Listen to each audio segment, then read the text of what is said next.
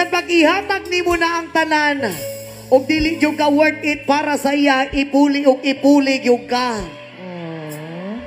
Ang makasakit pag yun ana, ang ipuli sa imuha, imuha pag yung barkada. Aguroy. Diba? Unang kasagaran sa nga nahitabo karon. Ang akong uyab sa unang ipuli ko niya sa akong barkada. Ako siyang gipangutan na pagkabalo na ko nga gipuli ko niya sa kong barka, giadto na ko sila sa ilahang balay. Niadto ko sa ilang balay, pag-abot ko sa ilang balay, nanukto ko sa ilang pultahan. Isog pa kayo ko. Ablihi ko. Moto yang giablihan ang pultahan, ni bungad ang iyang maanyag nga dagway. Ug ako siyang giingnan dritso. Wala na ko'y dagan pang abi-abihon nga istorya kung dili tinud-anay ning akua. Unsa may naa sa akong barkada nga wala sa akua.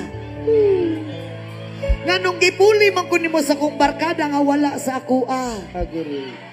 Kabalo mo unsa ang iyang tubag sa akua. Gipuli ti ka sa imong barkada, ka imong barkada perting dakua og dala. Aray ko. Aray ko. Dakog dala nga kwarta, wala pa ko nahuman. Dawat na ko ang tanan nga wala ko'y kwarta. Ako siyang giingnan. Gamay lagi ning ako pero taas mampud ni. Taas o pananaw sa kinabuhi. Aray ko. Aray ko. Paspas kay mo makareact no. Haon kay mo.